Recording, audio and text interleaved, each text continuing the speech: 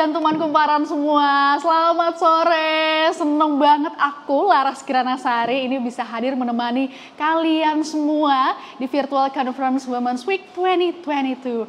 Kumparan Women, break the barriers, empower together. Nah, virtual conference kali ini bertema tentang Women and Sustainability, aksi perempuan untuk gaya hidup berkelanjutan.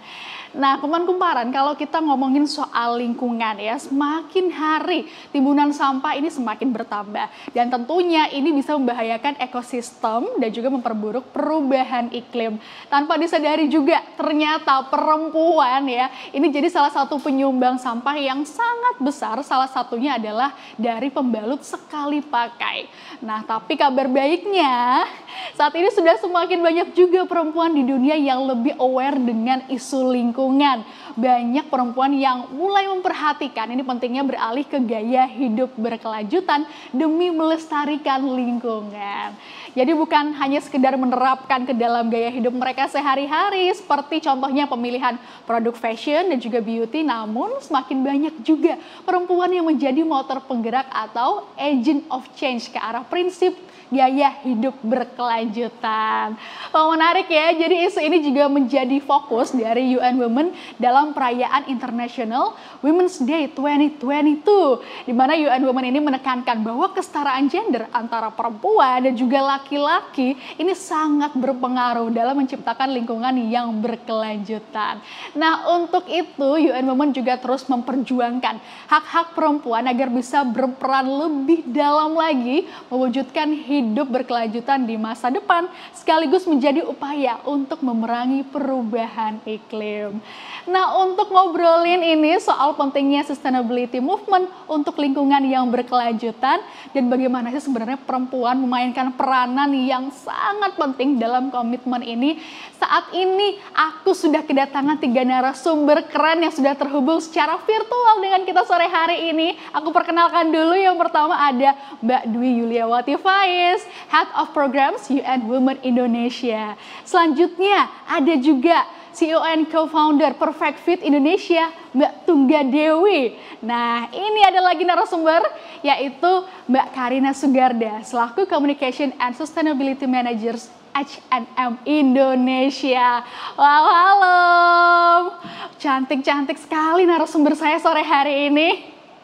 Apa kabar Mbak semuanya, Mbak Tungga, Mbak Dwi, Mbak Karina, sehat ya? Alhamdulillah sehat ya. Kita semangat sore hari ini membahas bagaimana perempuan dengan gaya hidup berkelanjutan ini. Yang pertama aku mau langsung bertanya-tanya kalau begitu ya. Langsung ke Mbak Dwi dulu kalau gitu. Hai Mbak Dwi. Halo, Halo. apa kabar? Alhamdulillah baik, sehat, harus jaga kesehatan. Mbak Dwi, aku mau tanya ini soal tahun ini ya, kita sama-sama tahu bahwa tema International Women's Day di 2022 dari UN Women kan soal Gender Equality Today for a Sustainable Tomorrow, atau soal kesetaraan gender untuk capai masa depan berkelanjutan. Yang jadi pertanyaan aku adalah, mengapa tema kesetaraan gender dan perubahan iklim ini yang menjadi fokus dari International Women's Day dari UN Women di tahun ini? Dan lagi ada lanjutannya nih Mbak, dan bagaimana sebenarnya hubungannya ya antara isu lingkungan dengan kesetaraan gender? Nah, aku penasaran. Monggo Mbak Dwi. Terima kasih. Sebenarnya kalau kita membicarakan soal pembangunan yang berkelanjutan, ini mengingatkan kita bahwa kita sebagai manusia sebenarnya saling terkoneksi. Apa yang dilakukan oleh orang di lain benua itu akan menjadi berdampak kepada perempuan atau manusia di benua lain, gitu ya. Ini sama dengan analoginya mungkin seperti ini. Kenapa ada perlu kesetaraan gender dalam pemikiran mengenai sustainable development. Pertama adalah kita harus sadari satu dimensi dari sustainable development adalah climate change atau climate crisis itu berdampak tidak setara dan terhadap perempuan dan laki-laki. Jadi biasanya perempuan yang berada di lokasi tertentu itu menerima dampak yang lebih besar daripada laki-laki atau perempuan dari lokasi tertentu lain. Misalnya seperti ini, studi yang dilakukan oleh UN, beberapa UN, lembaga PBB sejak tahun 2010 itu menunjukkan bahwa waktu yang dibutuhkan buat perempuan di pedesaan untuk mengambil kayu api atau kayu bakar gitu ya, kalau di Indonesia, mungkin di daerah timur, wilayah timur Indonesia juga masih menggunakan banyak kayu api, dan untuk mengambil air itu semakin panjang setiap tahunnya. Dan ini adalah impact dari climate crisis. Itu yang menyebabkan bahwa ketidaksetaraan gender dalam hal ini, siapa yang ditugasi untuk mengambil kayu api dan siapa yang ditugasi untuk mengambil air, itu adalah selalu perempuan, karena traditional role-nya perempuan adalah melakukan hal-hal tersebut. Itu akan menyebabkan dampak yang tidak setara. Perempuan yang miskin waktu tentunya tidak punya banyak waktu untuk meningkatkan kapasitas dirinya. Bayangkan kalau anak perempuan harus mengambil air 30 sampai 40 menit setiap harinya. 2 kali ya. Dan dia juga punya kekurangan waktu untuk belajar dan lain sebagainya. Nah, kita harus menyadari bahwa itu nih dimensinya. Dimensi bahwa climate change mengakibatkan ketidaksetaraan dan menambah buruk ketidaksetaraan yang sudah ada selama ini. Yang kedua adalah kita melihat juga bahwa selain perempuan berada dalam situasi yang rentan terhadap dampak dari climate change, tapi perempuan juga memiliki kepemimpinan untuk membawa perubahan. Dan umumnya kepemimpinan ini juga diawali oleh pengalaman hidupnya. Kita tahu bahwa ada pejuang-pejuang climate change dari Indonesia itu yang justru tinggal di pedesaan karena mereka mengalami langsung bagaimana climate change itu mengubah hidup dan peri kehidupan perempuan di komunitasnya. Kita tahu bahwa ada Mama Aleta Baun misalnya dari Molo, Nusa Tenggara Timur, yang memperjuangkan hak-hak perempuan untuk karena ada krisis air dan kekeringan dan lain sebagainya. Jadi kemudian kita juga tahu ada Greta gitu ya. Greta kenapa berpikiran seperti itu? Karena dia melihat bahwa masa depan yang ada untuk anak muda itu juga tergantung dari apa yang dilakukan oleh saat ini, oleh generasi sebelumnya. Nah, profil-profil kepemimpinan perempuan ini itu yang justru kita harus beri pengaruh sehingga bisa mempengaruhi berbagai inisiatif yang terkait climate crisis supaya berdampak dan itu disuarakan oleh perempuan. Mungkin seperti itu singkatnya. Kalau bisa dibilang juga seperti ini. Kalau kita sering banyak melihat perempuan berbicara dan memimpin, maka itu akan menjadi role model untuk perempuan lainnya. Ini yang saya lihat sebagai bentuk transformatif dari kepemimpinan perempuan, gitu ya. Jadi pertama, perempuan terdampak lebih karena ketidaksetaraannya. Kedua, perempuan punya role untuk menjadi pemimpin dan memberikan pengalaman-pengalamannya tersebut untuk mempengaruhi kebijakan. Yang ketiga adalah perempuan pemimpin akan menjadi role model bagi perempuan lain, dan ini adalah impact yang sangat transformatif. Jadi kalau kita memikirkan keberlangsungan atau pembangunan yang berkelanjutan, tidak akan berkelanjutan kalau tidak ada perempuan di dalamnya. Kira-kira itu. Iya, artinya perempuan memang punya dampak juga ataupun juga bisa melakukan hal lebih gitu ya pada soal lingkungan gitu. Dan ternyata apa yang kita lakukan sebagai perempuan ini juga dengan lingkungan ini luar biasa juga gitu ya. Mbak Dwi, ada efeknya yang tanpa pengetahuan kita atau tanpa kita sadari ternyata itu berpengaruh sekali gitu. Nah, selanjutnya aku juga mau beralih gitu ya ke Mbak Tungga dan juga Mbak Karina. Bagaimana tadi kalau sudah dijelaskan sebelumnya, kalau ternyata selain menjadi kelompok yang paling merasakan dampak kerusakan lingkungan, ternyata perempuan juga jadi salah satu penyumbang sampah yang sangat besar gitu. Salah satunya dari pembalut yang sekali digunakan gitu. Juga masih banyak produk yang ternyata ini juga tidak ramah lingkungan, mulai dari produk-produk kecantikan gitu ya Mbak, kita ketahui itu. Kemudian fashion juga ternyata. Nah, lalu apa aja sebenarnya dampak dari gaya hidup perempuan ini pada lingkungan sebenarnya? Jadi dampak pada lingkungan bagaimana sih perempuan gitu. Aku penasaran, pasti teman kemarin juga penasaran.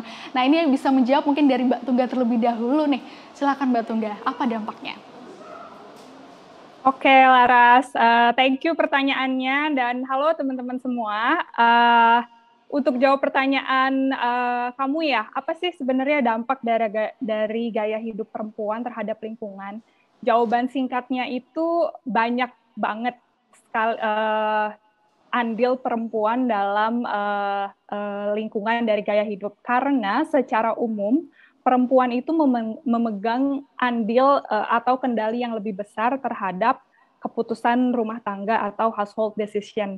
Coba kita bisa tarik contohnya ya, yang mutusin beli deterjen apa di rumah, produk pembersih di rumah, produk dapur, dan lain-lain, itu pasti yang memilih dan akhirnya yang membeli kan pasti perempuan ya, jarang laki-laki yang ngurusin kebutuhan itu.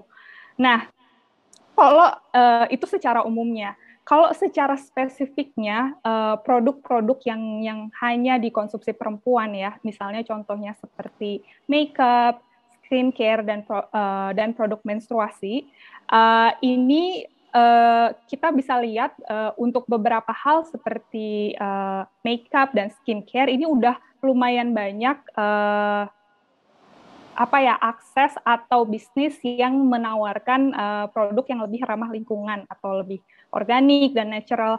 Tapi yang aku ingin juga share sama teman-teman adalah soal menstruasi, yaitu soal yang sangat-sangat dekat terhadap perempuan.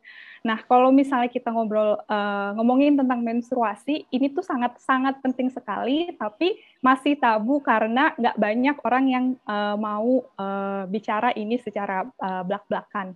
Tapi kalau misalnya kita coba pikirkan gitu, bayangkan kita menstruasi pertama ketika pubertas, mungkin umur 10 sampai 15 tahun, beda-beda ya setiap orang. Let's say kita mulai menstruasi umur 10 tahun, terus kemudian selesai menstruasi atau sudah memasuki masa menopause umur 50 tahun, bayangkan seorang perempuan menghabiskan waktu kurang lebih 40 tahun dalam rentang hidupnya untuk menstruasi setiap bulannya.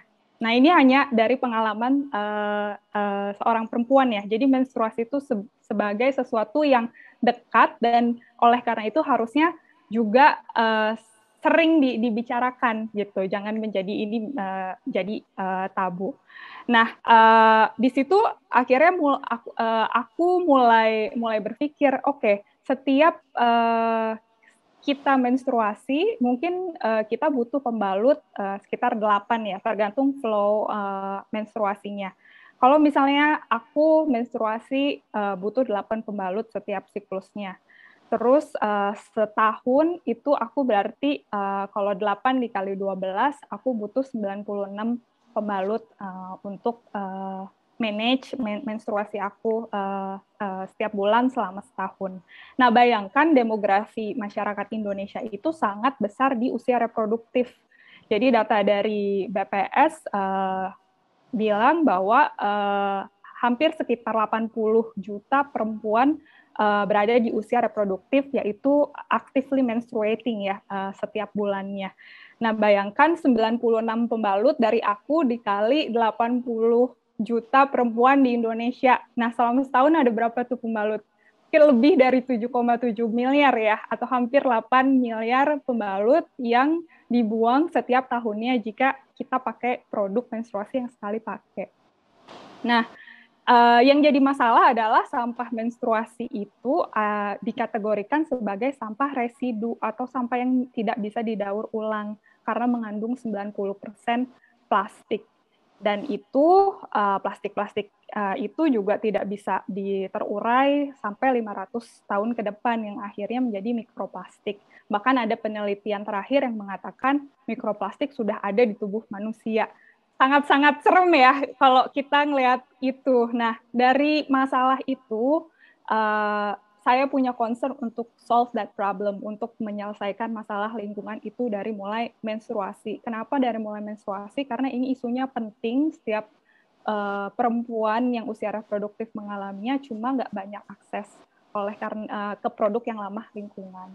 Oleh karena itu, Perfectfit bisa mulai untuk memberikan akses kepada produk menstruasi yang ramah lingkungan dan juga edukasi terhadap perempuan, mengenai tubuhnya, mengenai kesejahteraan dirinya, serta dampak dari aksi mereka terhadap lingkungan. Gitu, Laras. Tadi karena udah diomongin soal angka-angka, jadi langsung kebayang, ya ampun ternyata aku membuang sampah banyak banget ya, satu orang ini aja gitu ya Mbak ya. Dan selanjutnya aku juga penasaran ke Mbak Karina, seperti apa Mbak? Mungkin bisa dijelaskan juga kalau hubungan gaya hidup perempuan dengan lingkungan dari segi fashionnya. Nah, silakan Mbak. Hai, selamat sore. Apa kabar semuanya? Salam kenal ya, dan terima kasih sudah ikutan acara yang keren banget ini yang dibikin sama teman-teman di Kumparan. Tadi juga sama sih sebenarnya setelah mendengar apa yang dikatakan Mbak Tungga, perempuan itu mempunyai peran yang sangat penting yang berhubungan dengan fashion. Apalagi kalau di keluarga. Biasanya kan yang membeli pakaian untuk anak-anak atau misalnya aduh mau matching sama suami sekeluarga, oh saya mau beli ini aja deh biar kita bisa matching nanti. Mungkin nanti pas saat kita mau lebaran mungkin atau Natal. Nah, perempuan dan fashion itu memang sangat banyak bersinggungan. Kita banyak sekali acara yang ingin didatangkan, banyak sekali kebutuhan-kebutuhan fashion sehari-hari yang dibutuhkan oleh perempuan.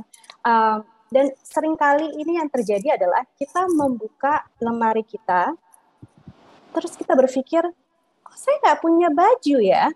Padahal tuh nangkring banyak banget baju yang ada di lemari, tapi kita berpikir, kok ini saya nggak ada baju yang pas ini untuk acara tersebut atau untuk arisan dan lain sebagainya. Nah, ini adalah sesuatu yang menjadi dampak lingkungan yang cukup besar, yaitu adalah waste.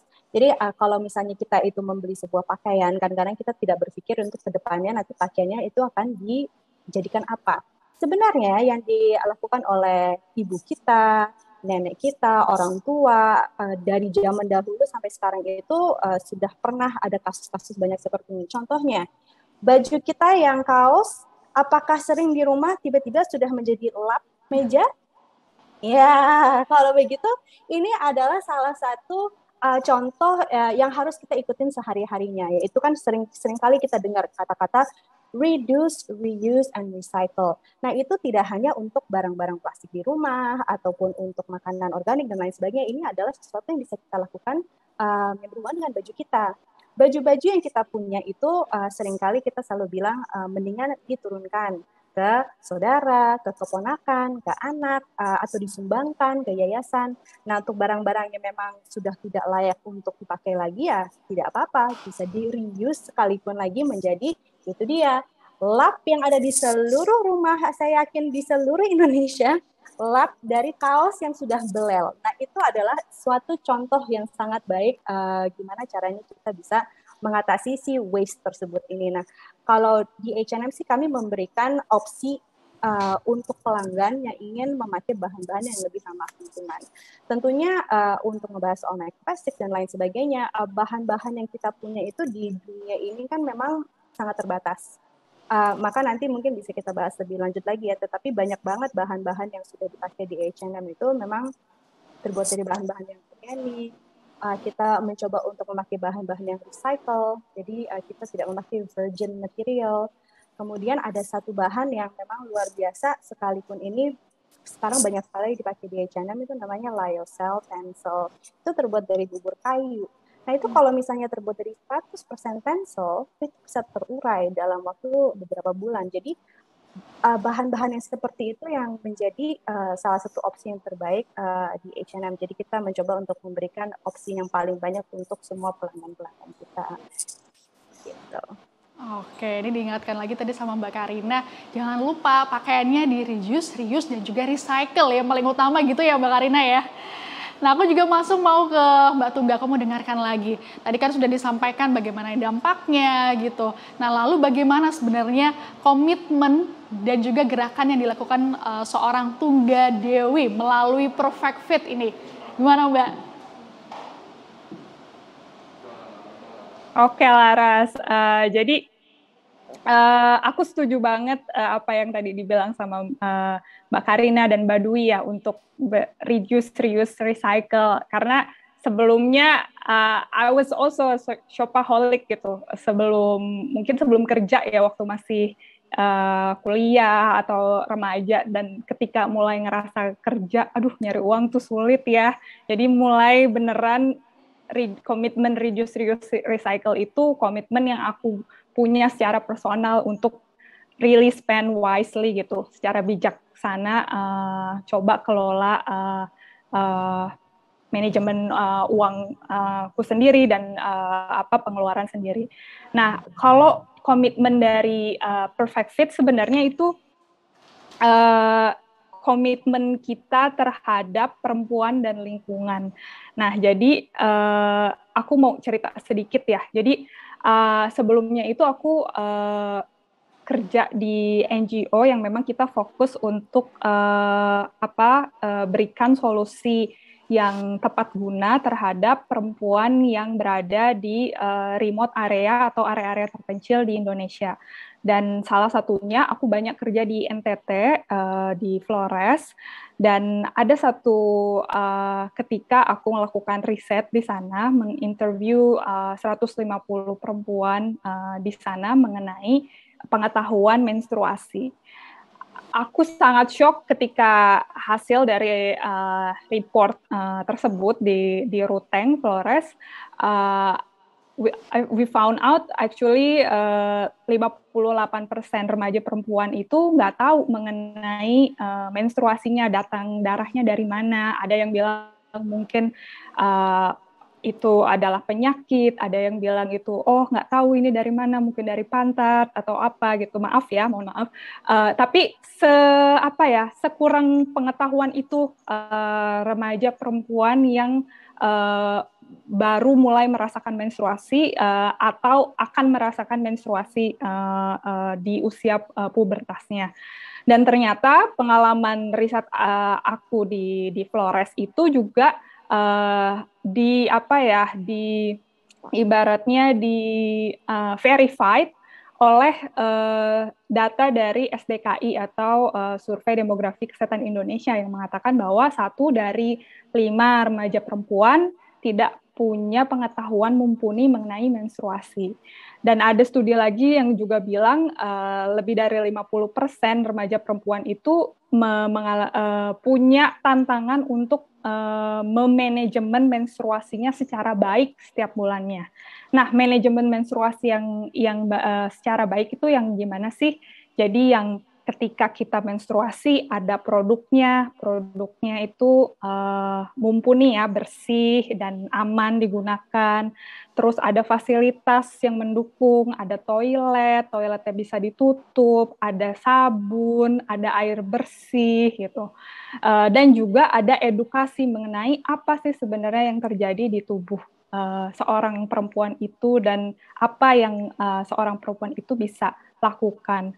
Nah, kondisi ketika kita tidak punya 3 hal tadi, tidak punya produk menstruasi, tidak punya fasilitas yang memadai, dan tidak punya edukasi yang mumpuni mengenai apa yang terjadi di tubuh kita ketika menstruasi, itu dinamakan period poverty atau kemiskinan menstruasi. Jadi yang kemiskinan bukan hanya kemiskinan nggak punya uang aja ya gitu. Biasanya kan kita banyak melihat oh ya data kemiskinan meningkat gitu. Tapi sebenarnya yang aku dan Perfect Fit ingin raise awareness juga bahwa hey, karena menstruasi tabu, nggak banyak orang yang bicarakan ini. Jadinya banyak banget perempuan itu yang mengalami period poverty atau kemiskinan menstruasi karena tidak ada akses terhadap produk yang mumpuni atau tidak punya atau tidak ada fasilitas yang khususnya untuk teman-teman di timur Indonesia. Nah, dari situasi dan problem yang terjadi itu, komitmen Perfect Fit adalah untuk menyelesaikan masalah itu gitu, end period poverty. Kenapa harus end period poverty? Karena ketika seorang perempuan itu tidak bisa punya akses terhadap produk menstruasi atau tidak punya fasilitas, dia akan tidak bisa misalnya perform di sekolah karena mungkin malu, karena mungkin banyak hal ya. Ketika dia tidak perform di sekolah, nilainya turun, akhirnya mungkin dia bisa drop out atau mungkin dia nggak bisa ranking lagi gitu. Ketika performanya turun, akhirnya seorang perempuan tersebut tidak bisa mencapai potensi penuh dirinya. Dan ketika seorang perempuan tidak bisa mencapai potensi penuh dirinya, sangat sulit untuk bisa setara dengan laki-laki. Akhirnya mungkin perempuan tersebut memilih untuk menikah lebih cepat atau mungkin kerja lebih cepat dan tidak menyelesaikan edukasi. Nah, menurut saya sangat-sangat sayang ya untuk hanya hal yang kecil, the most natural dan normal yang terjadi di tubuh seorang perempuan itu jadi hambatan kita untuk nggak bisa lead atau fulfill our potential. Nah, makanya Perfect Fit sangat-sangat berkomitmen untuk mendukung penuh seorang perempuan dengan memberikan akses produk menstruasi yang ramah lingkungan dan edukasi lewat bisnis model kami beli satu, donasi satu. Luar gitu, biasa. Laras. Ini memberikan dampak langsung, artinya dari kegelisahan yang sudah dilihat secara langsung gitu, kemudian akhirnya memberikan solusi dengan komitmen ini. Nah, selanjutnya kalau tadi dari Mbak Tunggal seperti itu, aku juga mau tanya dari ke Mbak Karina. Seperti apa Mbak untuk komitmen yang dilakukan H&M melalui produk fashion ramah lingkungan nih? Silakan. Oke, thank you. Untuk H&M itu sustainability-nya terbagi menjadi 3 fokus. Yang pertama itu adalah memimpin perubahan, di mana kita bekerjasama dengan organisasi untuk menciptakan inovasi-inovasi baru dalam menciptakan pakaian baru. Yang kedua adalah circular and climate positive, di mana kita mencoba untuk menggunakan bahan-bahan yang ramah lingkungan dan mengurangi dampak lingkungan. Kemudian yang terakhir itu adalah kesempatan pekerjaan yang sama untuk semua orang, mau perempuan, laki-laki, teman-teman yang mempunyai disabilitas, semua sama. Sebenarnya tadi kan sempat mendengar obrolan dari Mbak Niki, walaupun cuma sebentar banget ya, tapi sebenarnya H&M sudah bekerja sama dengan Disabled Enterprise sudah bertahun-tahun, dan kita itu sekarang ini mempekerjakan teman-teman yang hard of hearing di 6 toko di Indonesia, dan ke depannya itu kita akan memberikan kesempatan yang sama lagi dengan lebih banyak toko lagi. Ke depannya kita akan ekspansi lebih banyak lagi. Nah, tadi ketiga fokus area tersebut ya, circular and climate positive, memimpin perubahan, dan kesempatan pekerjaan yang sama untuk semua orang, itu ketiga fokus ini tuh saling berkaitan. Untuk mencapai target climate positive and circularity, kami perlu memimpin perubahan dengan bekerja sama dengan organisasi-organisasi yang lain. Dan untuk mencapai kerjasama yang baik, kita harus menjadi perusahaan yang inklusif dan terbuka dengan ide-ide baru. Jadi dalam 3 fokus area tersebut, itu menjadi target kami untuk sustainability ke depannya. Sebenarnya ini tidak perlu dipikirin lebih heboh lagi atau pusing sama konsumen kita, karena semua komunikasi ini sudah ada di mana-mana. Dan nanti kita juga akan bahas kira-kira bagaimana caranya kita tahu ya baju tersebut itu isinya apa, karena transparansi itu juga merupakan salah satu hal di mana kita bisa menjadi perusahaan yang lebih sustainable. Semakin banyak kita transparan, semakin reporting kita lebih bagus dan lengkap, itu semua menjadikan brand tersebut lebih sustainable ke depannya dan digemari sama customer-customer di seluruh dunia sih. Itu yang ingin kita capai. Luar biasa, artinya jelas sekali komitmennya seperti itu untuk memberikan dampak yang baik kepada bumi gitu ya Mbak Karina ya. Nah, selanjutnya aku mau ke Mbak Dwi Yuliawati. Mbak, kalau dari Mbak Dwi nih, bagaimana sih sebenarnya tanggapan peran ya mengenai peran private sector gitu, organisasi dan juga social enterprise dalam upaya mengatasi isu lingkungan dan juga perubahan iklim. Nah, gimana itu Mbak? Seperti yang sudah saya sebutkan bahwa kita nih sebenarnya untuk pembangunan berkelanjutan itu saling terkoneksi. Sekat-sekat di mana private sector, kemudian government, kemudian juga organisasi masyarakat madani, itu sebenarnya harusnya sudah tidak lagi kita gunakan gitu ya. Semua pihak memiliki peran dan saling memperkuat peran tersebut untuk pembangunan yang berkelanjutan. Nah, untuk itu sebenarnya kalau kita zoom in ke private sector, kita juga melihat, saya sepakat dengan apa yang disampaikan oleh Mbak Karina, bahwa semakin kita bertanggung jawab, maka harusnya kita semakin akuntabel gitu ya, semakin transparan dalam melaporkan, semakin juga membangun trust dengan berbagai stakeholders, masyarakat, publik, dan lain-lainnya. Saya rasa dari semua diskusi mengenai perubahan iklim di tingkat global, termasuk di COP kemarin, salah satu yang digarisbawahi adalah komitmen dari para pihak, semua pihak gitu ya. Nah, menurut saya satu hal yang perlu dipegang adalah pertama, komitmen ini harusnya bisa dilihat, dan tadi transparansi adalah penting gitu ya, bisa diketahui oleh publik, itu satu. Yang kedua adalah yang saya sudah sebutkan tadi, tidak ada sustainability tanpa ada kesetaraan gender. Itu namanya mungkin tidak full gitu ya sustainability-nya. Dan di beberapa sustainability reporting yang kita juga sekarang sedang amati gitu ya, perusahaan bahkan di banyak negara di seluruh dunia, komponen sosial di dalam ESG, di dalam environment, social, and governance itu paling lemah dan paling sedikit itu adalah isu kesetaraan gender yang harusnya masuk di dalam situ. Jadi seolah-olah semua komunitas itu ya sama aja gitu. Tadi jelas bahwa pengalaman perempuan yang menstruasi tentu saja berbeda dengan pengalaman laki-laki yang tidak mengalami menstruasi. Nah, bagaimana hal-hal seperti ini juga diperhatikan dalam laporan-laporan sustainability dari perusahaan. Sementara kita menaruh banyak harapan sebenarnya kepada social enterprises karena memiliki model bisnis yang dual ya, jadi profitable tapi juga impactful in terms of social impact gitu ya. Nah, kalau misalnya idealnya social enterprise ini juga bisa tadi memenuhi kebutuhan-kebutuhan khusus perempuan gitu ya. Jadi harapan besar. Tapi mungkin yang menjadi kendala atau hambatan adalah appetite dari investor untuk bisa membiayai atau bisa memberikan capital untuk startup yang sifatnya social enterprise ini. Ini saya lihat juga masih sangat quote and quote ya bias gitu ke arah tech based startup.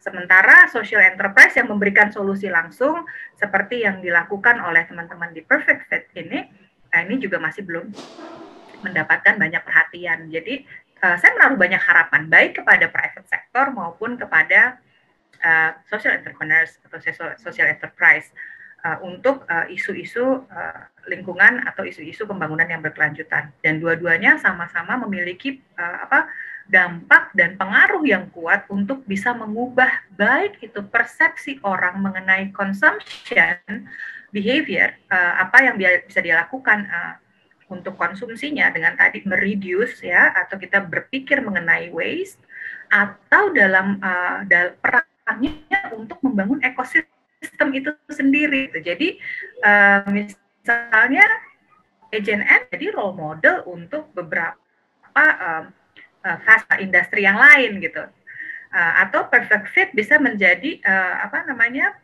role model semua social enterprises yang mencoba memberikan solusi kepada masalah yang paling sederhana. Bagaimana perempuan bisa menstruasi dengan nyaman tanpa harus merasa terbebani karena dia menyumbangkan begitu banyak waste.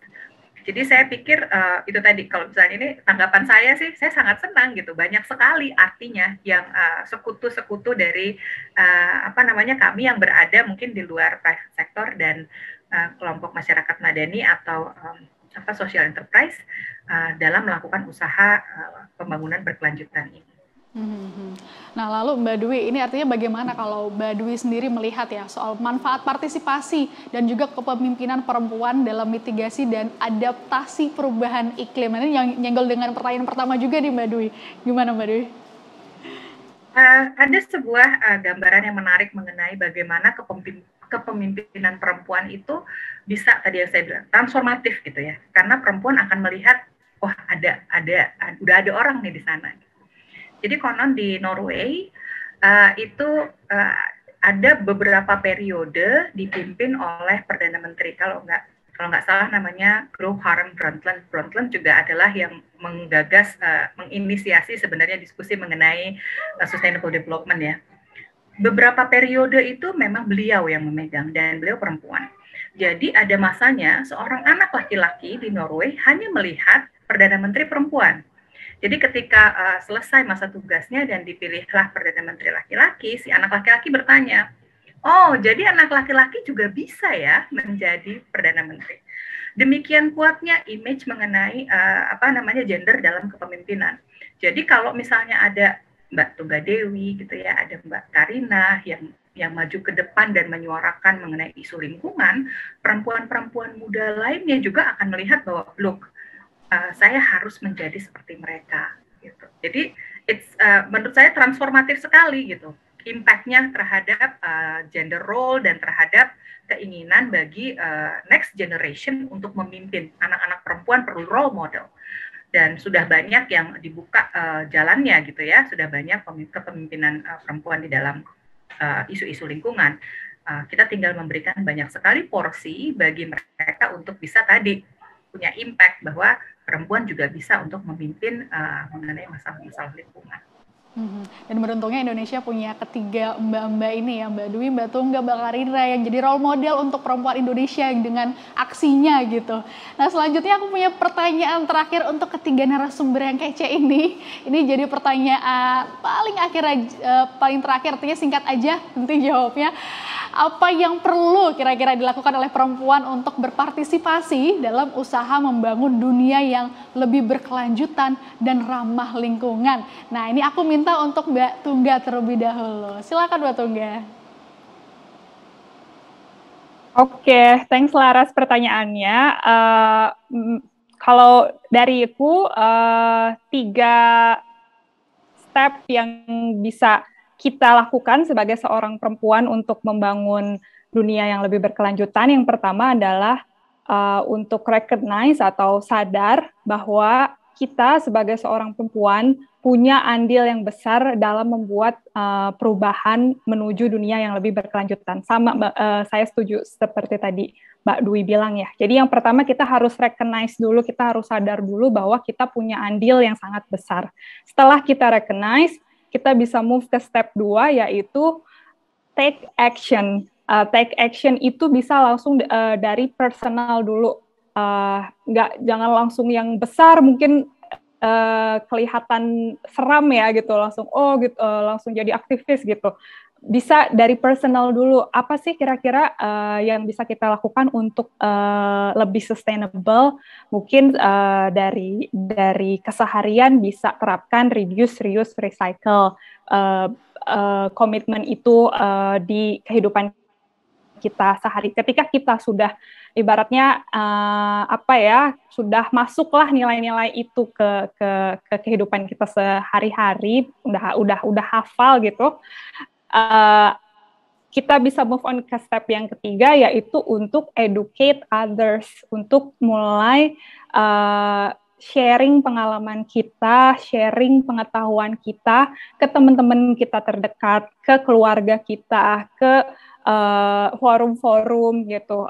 Aku awal-awal mungkin waktu mulai lebih jadi ramah lingkungan mungkin agak sulit misalnya ngomong di forum luas gitu, tapi mungkin bisa edukasi ke keluarga dulu, terus edukasi ke teman-teman, dan ketika kita sudah mulai makin mungkin confident, kita bisa bicara di forum besar dan mungkin menjadi aktivis perubahan di bidang itu. Jadi recognize, take action, dan educate. Dan mungkin sebagai seorang perempuan juga sering ya dibilang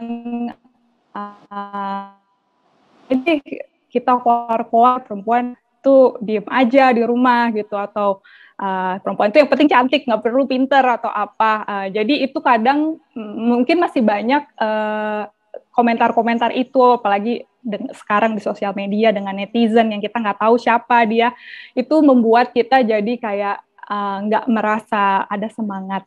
Tapi saya selalu ingat satu quote dari Anita Roddick, founder at The Body Shop, bahwa if you think that you are too small to make a change, try sleeping with a mosquito. Jadi ketika kamu pikir kamu tuh nggak punya andil apa-apa dalam kehidupan, coba kamu tidur semalaman dengan satu nyamuk.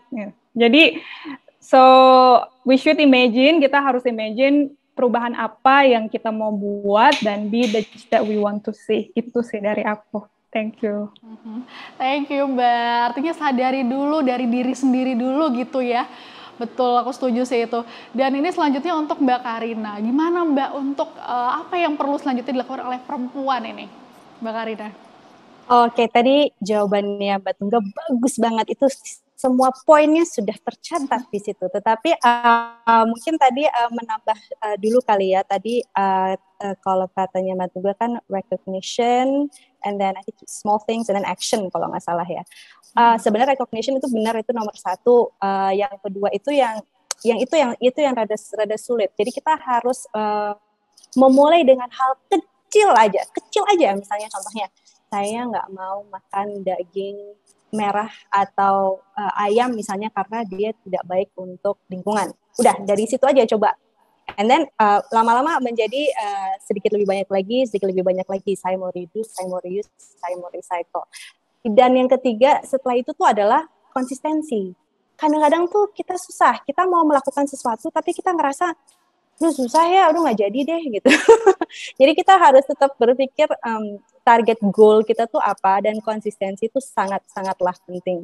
Setelah itu baru nanti kita bisa bercerita ke teman-teman yang lain dan nanti ke forum yang lebih besar lagi. Berarti yang di antara dari sebelum menjadi aktivis dan menceritakan ke teman-teman lain adalah tingkat kepedean yang tinggi. Dan jangan khawatir, perempuan tuh hadir untuk saling mendukung. Ini adalah sesuatu hal yang mungkin kita jarang melihat kan di sosmed tuh kayaknya, saling heboh, bener kata Mbak Tunggal kan, yang satu pakai apa, kita yang, dia pakai gitu. No, perempuan itu harus saling mendukung. Kita tuh adalah sisterhood yang sangat-sangat kuat. Nah itu yang harus kita percayakan, dan kita harus mulai melakukan. Perempuan tuh hebat. Dan kita seharusnya itu mengangkat perempuan-perempuan yang lain. Nah dari situ baru kita bisa membuat perubahan yang besar. Kalau tadi Mbak Tunggal sudah bikin sebuah quote juga, saya juga ada sebuah quote dari Robert Swan. Beliau sempat ngomong bahwa the greatest threat to our planet is the belief that someone else will save it.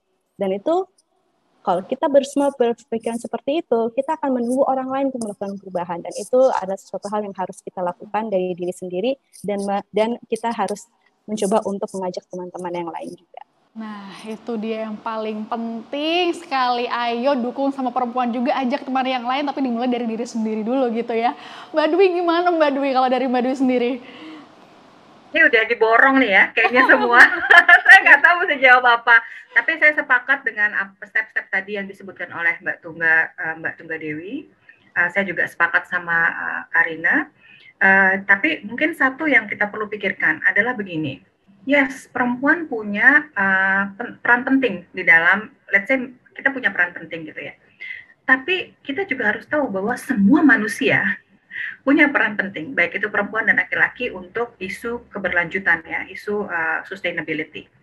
Tetapi mungkin yang perlu diperhatikan adalah jarang sekali kita merasa bahwa kita adalah menjadi aktivis, bahkan ketika tidak menyadari bahwa kita adalah seorang aktivis gitu ya. Dan ini sangat mudah sekali kita bilang bahwa, saya tidak suka, dia tuh feminis, feminis itu jelek gitu. Sementara padahal sebenarnya nilai yang dibawa oleh perempuan itu adalah disepakati oleh perempuan lainnya, terlepas dari apapun labelnya. It's very easy to be an activist, really. Baik itu lingkungan maupun aktivis perempuan gitu ya. Untuk take action is not necessarily harus ngomong kok gitu. Bahkan dengan diri sendiri, saya setuju itu. Kalau saya sih sepakat dengan consume less. Sudah beberapa tahun ini saya ada clothes swapping. Jadi saya tidak perlu membeli pakaian baru. Saya swap aja sama teman saya gitu ya. Anak-anak saya juga terbiasa untuk menerima lungsuran, baik itu mainan maupun pakaian, sepatu gitu ya. Udahlah murah, tidak nyampah pula gitu ya. Dan kalau kita menjadi role model itu saja, sepakat bahwa di keluarga kemudian orang ternyata it's okay kok pakai pakaian lungsuran gitu. Repurpose itu udah yang sering banget tuh, maksudnya dari kaos jadi lap gitu. Kalau saya dari celana jeans jadi tas belanja gitu, seperti itu sudah sering gitu. Nah, hanya menyambung saja ya. Tadi saya sepakat bahwa kita saling mendukung dan every one of us is an activist untuk isu keberlanjutan. Apapun yang kita lakukan, sekecil apapun, it will make a great change for our planet. Tapi juga sama dengan perempuan. Each time a woman stands up for herself without knowing it possibly, without claiming it, she stands up for all women. Ini quotes dari Maya Angelou. Jadi kita tahu ya bahwa we're there to support each other. Kita bisa jadi aktivis bahkan ketika kita saja tidak melakukan public speaking gitu ya, dengan menjadi contoh buat orang-orang sekeliling kita dan mendukung orang-orang yang menjadi aktivis lainnya. Itu aja Laras, terima kasih. Terima kasih, luar biasa statement dari ketiga narasumber kita sore hari ini ditutup dengan quotes-quotes yang luar biasa gitu ya. Artinya tadi jangan malu kalau dapat lungsuran gitu, justru itu kita cara yang paling sederhana untuk menjaga bumi kita. Apa yang kita bisa kita wariskan gitu ya kepada generasi kita, itu yang paling penting. Terima kasih banyak Mbak Dwi, Mbak Tunggal dan juga Mbak Karina atas waktunya dan juga obrolan seru yang menarik sekali tadi. Semoga tadi apa yang sudah kita obrolkan tadi ya bisa memberikan insight positif juga ke ladies dan juga teman kumparan di rumah supaya kita semua semakin hari bisa semakin aware dan juga tahu gitu apa pentingnya gerakan gaya hidup berkelanjutan dan juga bisa menerapkannya, itu yang paling penting ya Mbak ya. Dan gak cukup dengan bersikap kritis terhadap setiap produk yang kita gunakan saja, tapi lebih daripada itu, perempuan bisa menjadi agent of change dalam sustainability movement gitu. Oke, kalau begitu sehat selalu ladies. Mbak, terima kasih semuanya sudah hadir di acara Kumparan. Semoga nanti bisa ketemu lagi di acara Kumparan selanjutnya. Bye-bye, terima kasih.